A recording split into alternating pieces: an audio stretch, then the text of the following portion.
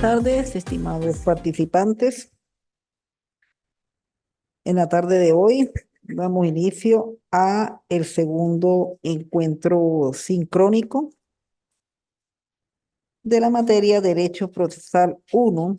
En este momento, pues, les doy la bienvenida a los integrantes de este curso a los fines de ir, como se dice, continuando con el desarrollo de esta materia u unidad curricular. Ya por lo menos en el primer encuentro se tocó uno de las instituciones en la cual forma la llamada trilogía del proceso.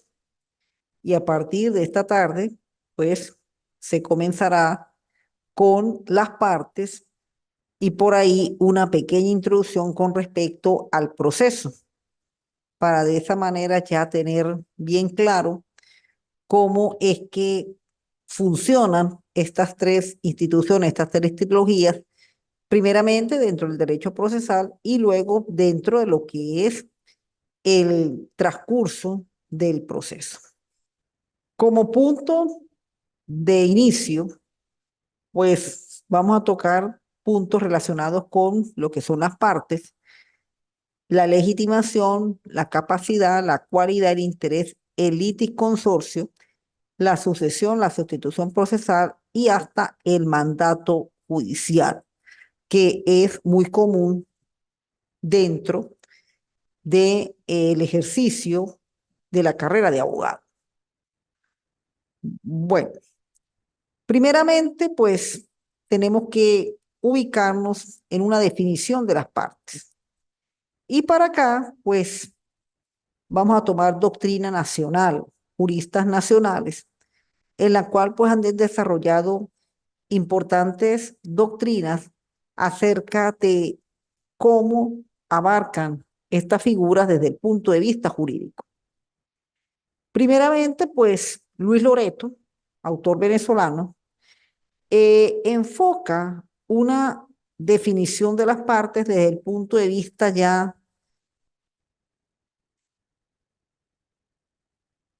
uniendo esos tres elementos que son indispensables para que dentro de un proceso, pues las partes tengan esa fortaleza, ese blindaje y con eso, pues su objetivo, como lo es la solución de conflicto a través de la sentencia, pues se lleve a cabo en forma óptima. Aquí tenemos la definición de Loreto y luego pues nos vamos a la norma legal, el 136 del Código de Procedimiento Civil con respecto a las partes.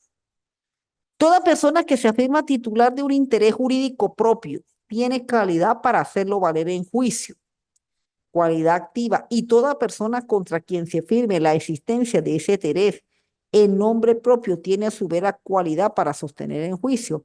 Se denomina la cualidad pasiva. Si nos vamos a la norma del artículo 136 del Código Civil, tenemos que son capaces de obrar en juicio las personas que tengan libre ejercicio de sus derechos, las cuales pueden gestionar por sí mismas por medios de abogados, salvo las limitaciones establecidas por la ley. Entonces acá dentro de la definición dada por Loreto, en la cual pues más tarde la vamos a ir desarrollando, más lo que la doctrina y la ley lo han desarrollado por medio de la legitimación y de la cualidad, es que primeramente las partes deben tener capacidad. Esa capacidad ya por lo menos tenemos que recordarnos al derecho civil en su primer momento, el de personas, que en derecho las personas para actuar el juicio tienen un límite determinado. Primeramente, la capacidad debe ser una capacidad de goce, es decir, mayor de 18 años o a partir de 18 años en adelante. Y aparte de eso, tiene que tener sus facultades, tanto físicas como mentales, en óptimo estado. Eso es lo que le va a determinar, por un lado, tener lo que se dice, esa cualidad desde el punto de vista humano, desde el punto de vista legal, pero también desde el punto de vista de la realización de lo que realizó con una persona, valga la redundancia, dentro de lo que llevó a cabo con otra persona a través de un contrato, a través de un negocio jurídico, y por el cual cuando se presentan esos conflictos tiene que haber un interés. Primero, un interés para interponer, porque la jurisdicción civil parte de la instancia de parte, parte de que son las personas las que deben acudir al órgano jurisdiccional para ejercer el reclamo de sus derechos. El Estado no los va a llamar. Son las personas que van precisamente a buscar al Estado a través del órgano jurisdiccional para la solución del reclamo de sus derechos. Por eso, interés para interponer. ¿Y contra quién se interpone? Interés para sostener. Porque si a mí me están diciendo que yo debo en una demanda, pues tengo que sostener en el juicio que no existe tal obligación. Entonces, allí es donde precisamente está de que dentro de la definición de Loreto, además de lo que establece el 136 del Código de Procedimiento Civil, tenemos precisamente la cualidad y el interés, que son requisitos que van unidos a los fines de poder llamarse parte en un juicio. Además de la cualidad y el interés está la legitimación, en donde sencillamente va a reforzar la cualidad por medio de las actuaciones que el mismo proceso establece en la ley. Por eso dice la regla general es que la persona que se afirma titular de un interés jurídico propio tiene la legitimación de hacerlo valer en el juicio, y la persona con quien se afirma la existencia de ese interés en nombre propio tiene a su vez la legitimación para sostener el juicio. Entonces tenemos que la cualidad y el interés tienen que estar legitimados para interponer y para sostener. Porque en uno afirmo que me deben y en el otro tengo el ejercicio del derecho a la defensa, tengo que negar que ya pagué, que ya pagué. Pero para ello también tengo que tener cualidad, interés y legitimación para decir que ya pagué dentro de ese juicio. ¿En qué acto lo va a hacer? Precisamente lo va a hacer en el acto de la contestación de la demanda. ¿Eh? Y ya con esto completamos lo de la capacidad, tanto la capacidad de goce, la capacidad de ejercicio, en la cual se encuentra en el artículo en el 136 del Código de Procedimiento Civil. Y lo último, en la cual además de la cualidad, de la capacidad y del interés, hay una partecita al final que es precisamente la excepción, que eso nos remontamos también a derecho civil personas con respecto a la capacidad. Y cuando existe esa excepción, eso hay que complementarlo, hay que crearle la cualidad, y esa cualidad se hace a través de los procedimientos de interdicción o de inhabilitación que se encuentran en el propio texto del Código de Procedimiento Civil, en la cual por medio de una sentencia judicial, esa persona puede participar en el juicio representado por su tutor. Por eso, esa limitación a la final establecida en la ley se refiere a ello. Pero además de las partes ser uno y uno, pueden ser varios. Es decir, no solamente las partes son un demandante o un demandado, puede existir pluralidad de integrantes desde el punto de vista activo, es decir, quién demanda, como el punto de vista pasivo, quién es demandado, o puede existir de ambos, es decir, demandante y demandados pueden ser un grupo de determinadas personas, pueden ser varios. Entonces, como lo dice aquí la lámina, el consorcio consiste en que puede constituir varias personas en parte, ocupando la posición de actores o de demandados Así nace el litisconsorcio y este puede ser activo, pasivo o mixto. Es decir, activo, varios demandantes, un demandado, pasivo, varios demandados, un demandante, o mixto, que pueden ser varios demandados y varios demandantes. Por lo menos los juicios relativos con particiones, los juicios relativos con los administradores de compañías, generalmente son juicios donde existe pluralidad de partes. Bien, aquí tenemos la clasificación activo, pasivo, mixto. Voluntario, en la cual es cuando se forma la pluralidad de manera libre, formal y en, sin obligar a la participación. Pasivo, cuando una de las partes es objeto de un hecho ilícito cometido por varias personas. Y litisconsorcio de necesarios cuando, de acuerdo a la naturaleza de las relaciones jurídicas, afectan a más de dos personas, caso típico en la tercería, quedando el tercero contra el demandante o demandado en el juicio principal. Además de los liticonsorcios, que es una pluralidad de demandante y demandado, también dentro de las partes se pueden generar cambios en el sujeto original de la misma. Y ello se basa en dos figuras, la sucesión procesal y la sustitución procesal. Les indico que precisamente la sucesión, aquí lo encontramos, tanto el 140 como el 144, pues nos toca precisamente esta figura. En el caso de la sucesión, en el caso de la sucesión, tenemos que ella se opera exclusivamente al existir la muerte de la parte.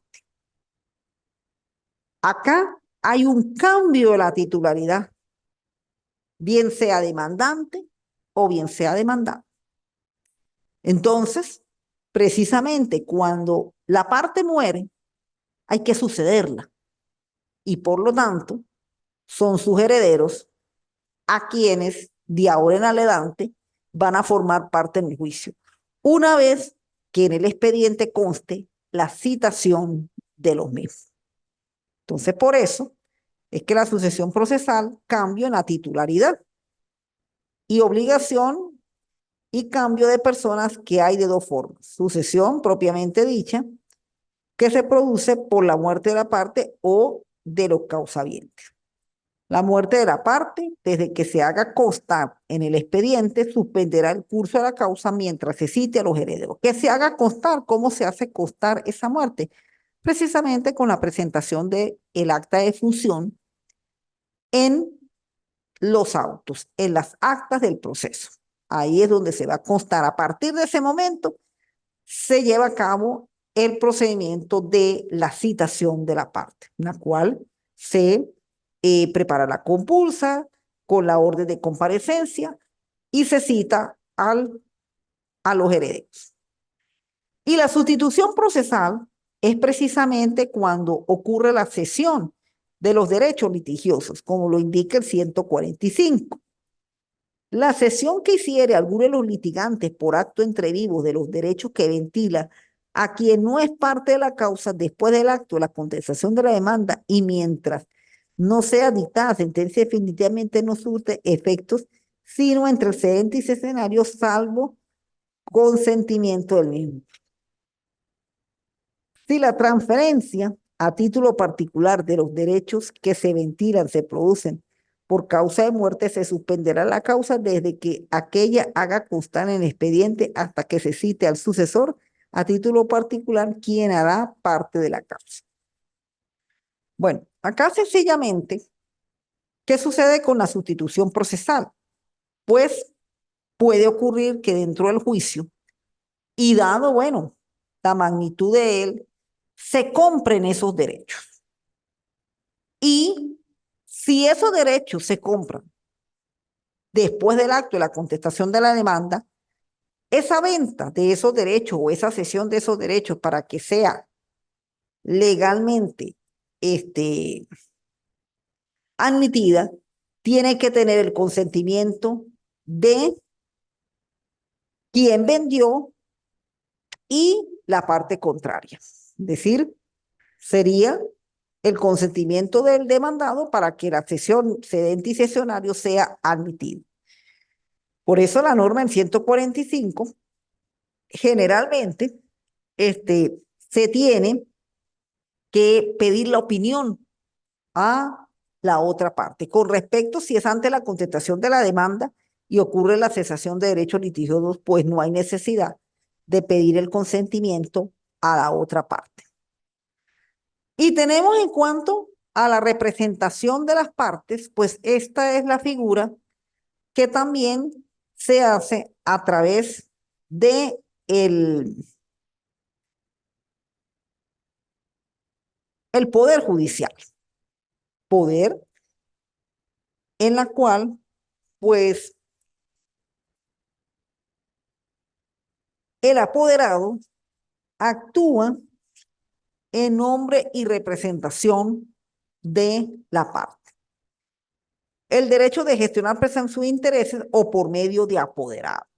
El apoderado representante de la parte litigante debe comparecer al proceso previo instrumento auténtico otorgado por esa parte, el cual debe contener las facultades que le han sido conferidas a objeto de desempeñar la representación a cabalidad y de conformidad al mandato que le ha sido conferido.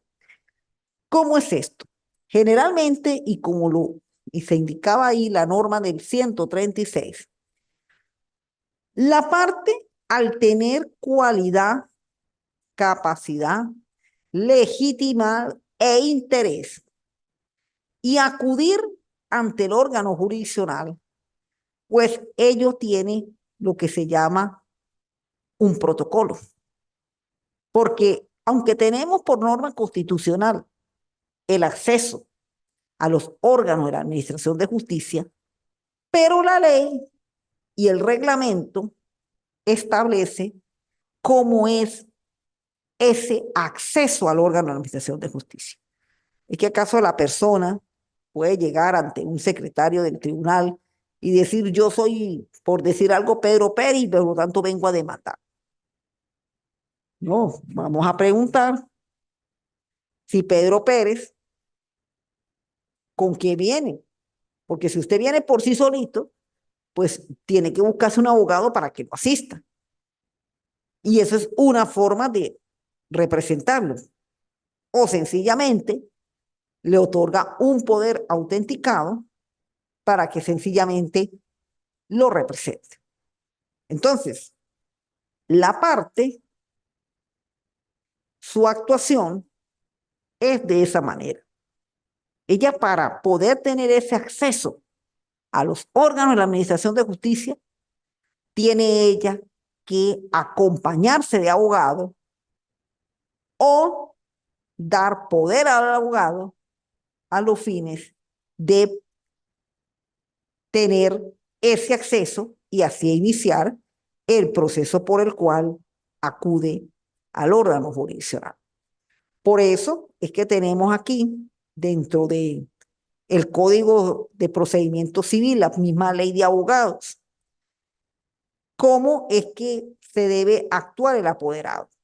Y dentro de esa actuación del apoderado, se puede dar la sustitución de poder, no es sino la sustitución de poder en la cual se sustituye a otro abogado con las facultades que el mismo documento establece, que en el mismo poder establece.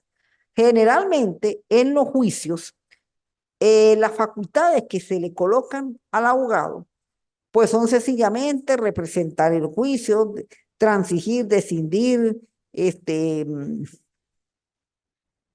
em, transigir, rescindir, recibir dinero, y esa cuestión se le indica al abogado todo lo que tiene que actuar, ejercer los recursos, contestar demanda, interponer demanda, llevar a cabo la realización de la evacuación de las pruebas, los informes, sentencias y actuar en segunda instancia si diera el caso, lo mismo como ejercer el recurso de casación. Entonces son facultades generalmente que prácticamente el abogado pues lleva a cabo la función de litigar y eso es lo que uno hace en un tribunal cuando la persona le da el poder y prácticamente uno lo representa en todo. Ese poder puede ser sustituido por un abogado o abogado de su confianza. El abogado principal se reserva el ejercicio y tenemos una sustitución de poder. Y tenemos un caso en el cual se puede dar el poder al abogado en el mismo expediente, pero solamente para actuar en ese juicio, que es el llamado poder apudacta, como lo establece allí el artículo 152, en la cual, pues, el poder se otorga en forma pudacta para el juicio ordinario en la cual se esté condicionando correspondientemente ante el secretario del tribunal, quien tramitará y quien tramitará el acta junto con el otorgante y certificará su identidad. Entonces es un poder que se hace prácticamente con las mismas facultades que si fuera un poder autenticado. Sí, ahí las facultades son las mismas. Lo único es que en vez de firmarse frente a un notario, eso se firma frente al secretario del tribunal. Se identifica la parte y se deja constancia de que a partir de este momento, ese abogado indicado será el abogado que lo va a representar en el juicio.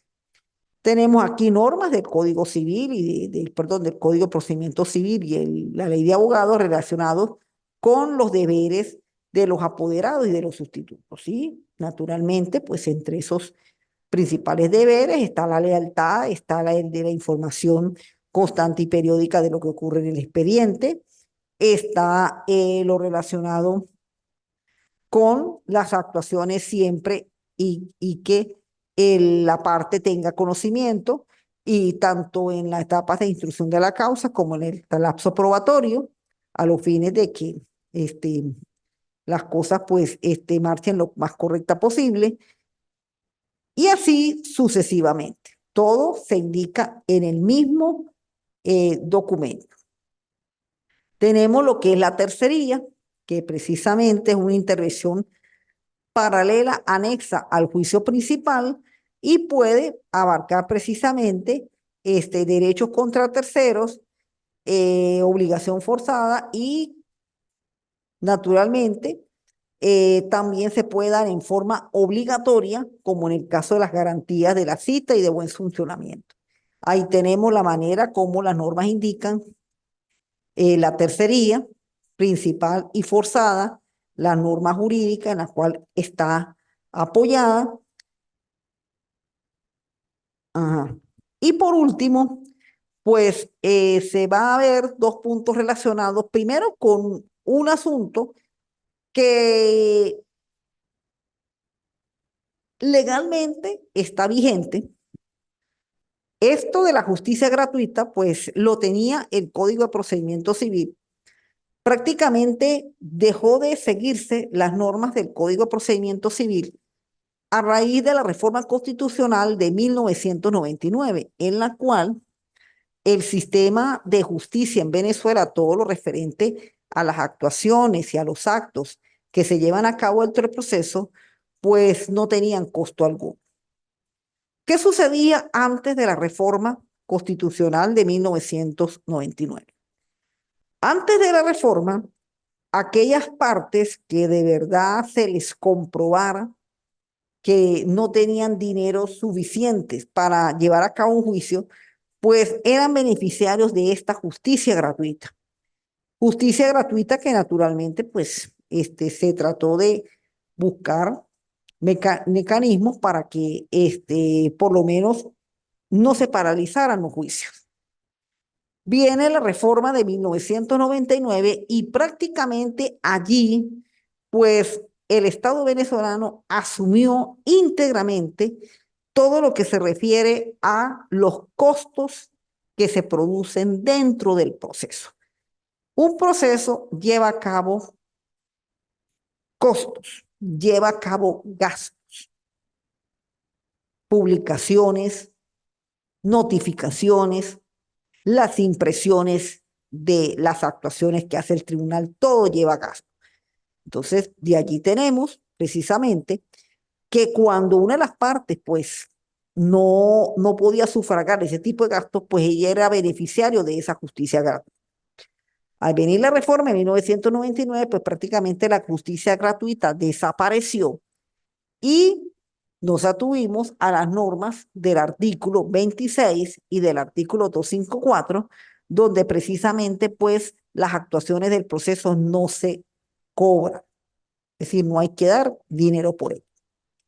Sin embargo, después del año 2014, 2015, producto de esta situación económica y social que está viviendo la República Bolivariana de Venezuela, pues prácticamente de hecho le ha tocado que a la jurisdicción civil y a otras jurisdicciones, pero sobre todo la jurisdicción civil, que es en la cual el mayor campo profesional que desempeño, pues eh, nos hemos visto en la necesidad de explicarle a los clientes de que ahora pues todo trámite que se lleve a cabo ante los tribunales de la Administración de Justicia pues piden unas cuestiones de colaboración.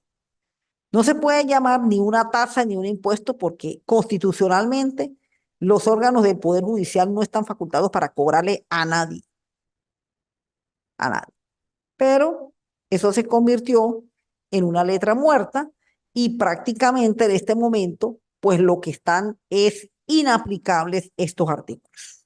El 254 relacionado con la el arancel judicial y el 26, que a pesar de que tiene establecido lo de la justicia gratuita, y por último, pues un, una institución que dentro del proceso civil, dentro de los procedimientos civiles y procedimientos más que todo que tiene que ver con la materia de familia, niños y adolescentes y estado capacidad de las personas, pues interviene que es el Ministerio Público. El Ministerio Público, pues como garante de la legalidad, como garante de la buena fe dentro del proceso, pues interviene y forma parte dentro de lo que es la composición de las partes en el proceso. Bien, y ya para finalizar, pues vamos a dar una pequeña introducción con respecto a lo que es el otro elemento de la trilogía, el derecho procesal, como lo es el proceso. Y dentro del proceso, pues se van a dividir en dos momentos. El momento por el cual se inicia el mismo y los distintos actos que van a dar lugar a el desarrollo del proceso, como lo son los actos procesales. Solamente me voy a limitar a lo que es la pretensión para en el último encuentro sincrónico, en la cual pues esperaremos nos sea notificado por la coordinación del IEPSI, pues se le dará lo relacionado a los actos del proceso. Primeramente, pues, y dentro de lo que es la pretensión, pues sencillamente es lo que se pide en la demanda, es decir, es el propósito fundamental por el cual cuando la parte accede a utilizar los órganos de la Administración de Justicia para la solución de sus conflictos relacionados con sus derechos e intereses colectivos y difusos, es donde precisamente es el enfoque, la pretensión. ¿Qué es lo que como parte voy a pedir al órgano jurisdiccional para la solución del conflicto? Voy a pedir un cumplimiento, voy a pedir una resolución, voy a pedir una nulidad, voy a pedir una disolución, es decir, lo que realmente se pide.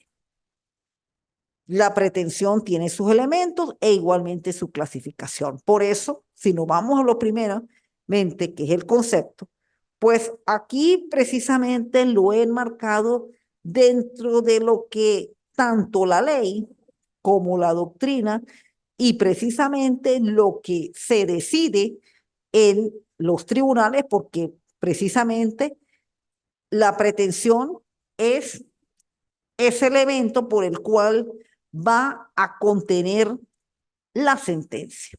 La sentencia sencillamente es el resultado de la solución que le da a esa pretensión, bien sea que sea aceptada o bien sea que sea rechazada, todo de acuerdo a lo que haya surgido en el proceso. Entonces tenemos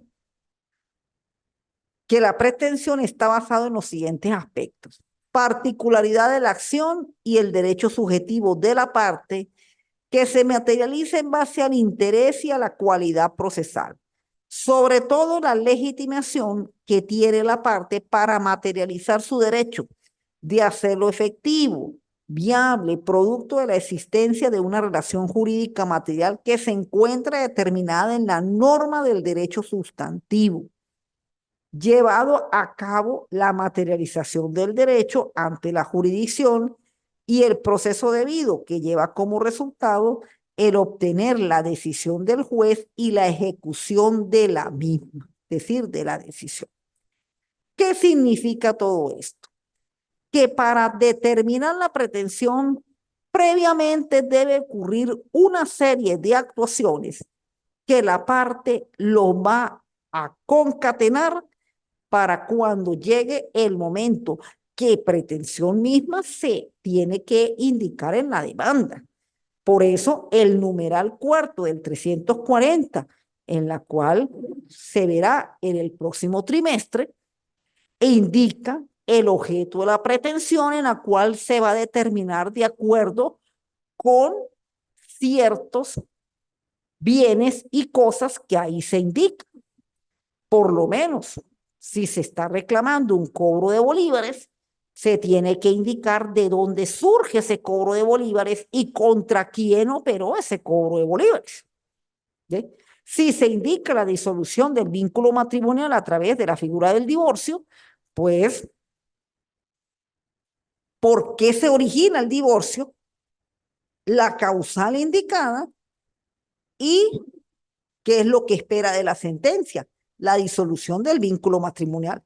Entonces, las partes primero tienen que tener el elemento cualidad, que ese elemento no se puede desprender en ningún momento acompañado del interés y de la legitimidad. La existencia de un acto o un negocio que es la llamada relación jurídico-material y ella se basa en una norma de derecho sustantivo. Por eso, cuando se interponen las demandas, esa demanda y se desarrolla el proceso, eso va basado en normas de derecho sustantivo, porque la propia demanda indica las normas jurídicas en que fundamenta la demanda. Generalmente son normas de derecho sustantivo y parte también la norma constitucional del proceso y la norma del Código de Procedimiento Civil. Pero en sí el objeto de la pretensión lo vamos a encontrar en una norma de derecho sustantivo. La disolución del vínculo matrimonial, ¿dónde se encuentra? Las normas relacionadas con la disolución del vínculo matrimonial en el Código Civil. Artículo 185, las causales del divorcio. El 185 habla de los 105 años. Y la sentencia del 2017, el llamado desafecto del desamor, que es la forma en la cual se está utilizando actualmente. Entonces, tiene que existir esa norma de derechos. Y sobre todo, que el juez, a través de su función jurisdiccional y del proceso que se ha llevado a cabo, primero decida, sí, decida esa pretensión pedida en la demanda. Y además de pedirla, que se ejecute, es decir, que se materialice. Si yo pedí la disolución del vínculo, el tribunal va a emitir unos oficios donde además de la ejecución le va a decir al registrador civil y le va a decir al registrador principal, el matrimonio de fulano y fulano queda ya terminado. Se coloca su nota marginal donde el matrimonio de María y Juan terminó. ¿Sí? Ahí es donde viene la ejecución, porque no solamente tener la decisión, sino que la decisión se ejecute, se materialice. Por eso tenemos que entre los elementos Y requisitos, sujetos, los que intervienen, el que pretende y aquel contra se pretende. El cónyuge que demanda al otro cónyuge la disolución del vínculo. Sencillamente, eso es lo que sucede. El objeto, el interés jurídico para hacer valer la misma, constituido por un bien de la vida que puede ser material, mueble o inmueble, o un derecho objeto corporal. Es decir, en este caso, por lo menos el divorcio está en un derecho, más que todo, porque se va a disolver una institución del derecho civil que es el matrimonio en ese caso. Pero tiene que ver un interés, algo en la cual se produjo y por lo tanto se tiene que realizar.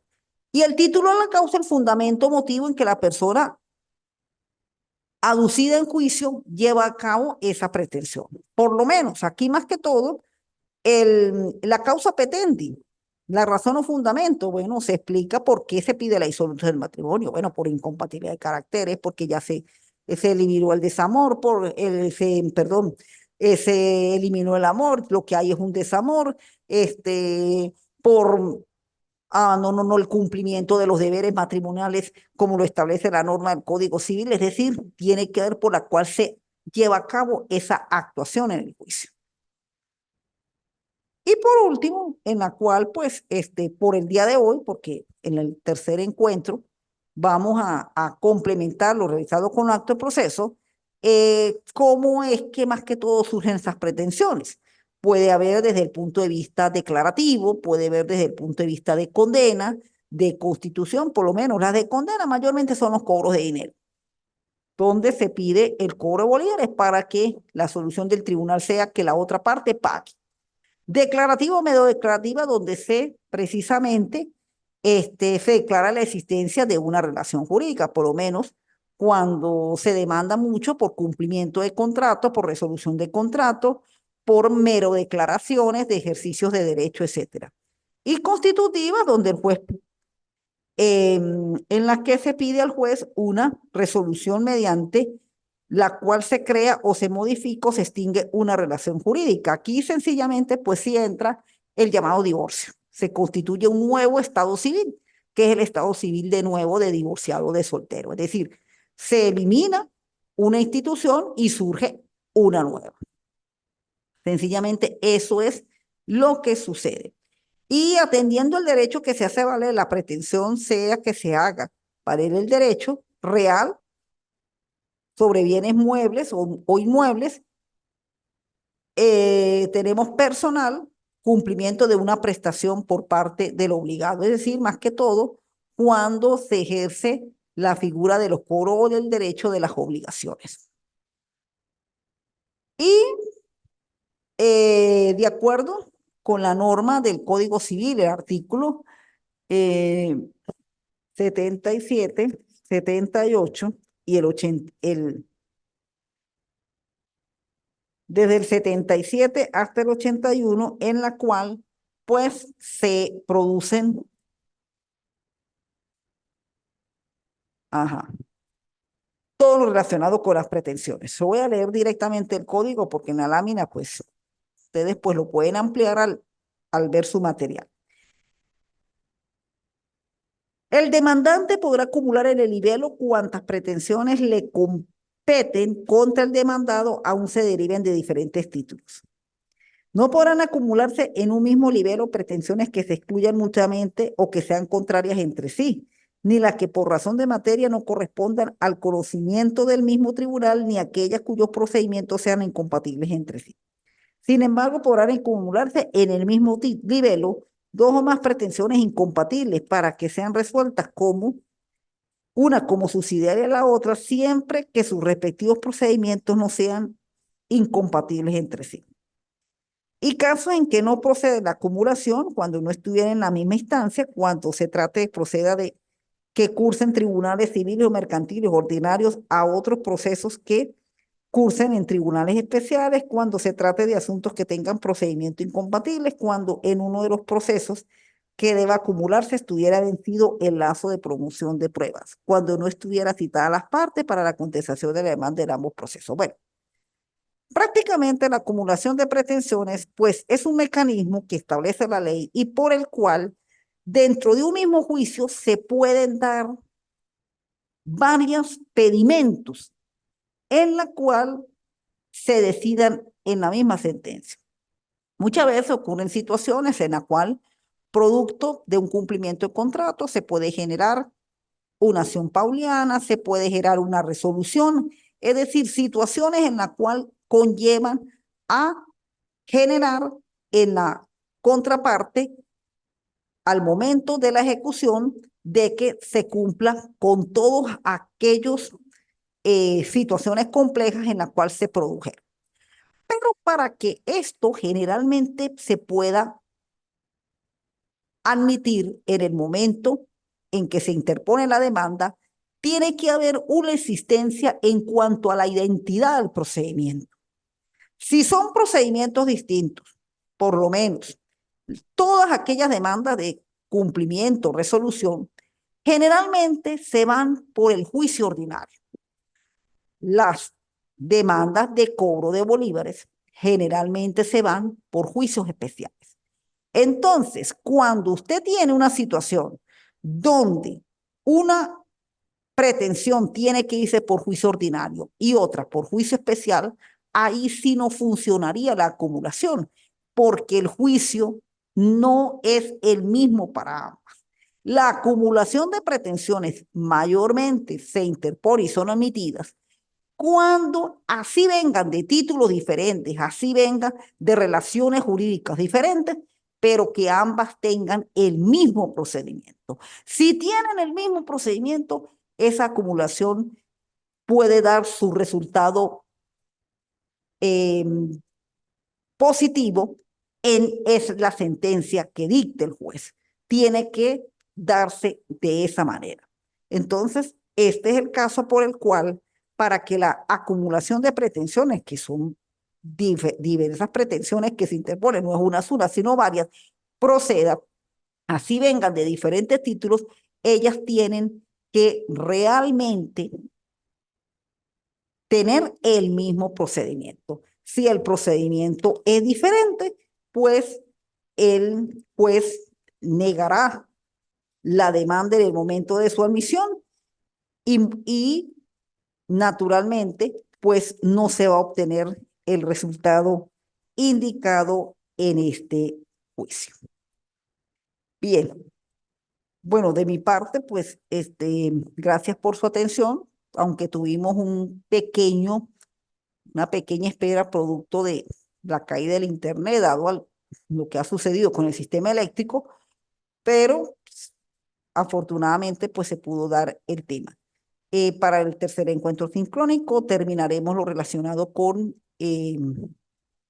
este material que se les ha dado a ustedes, la culminación de la unidad 4 y de allí, bueno, lo que va para la evaluación.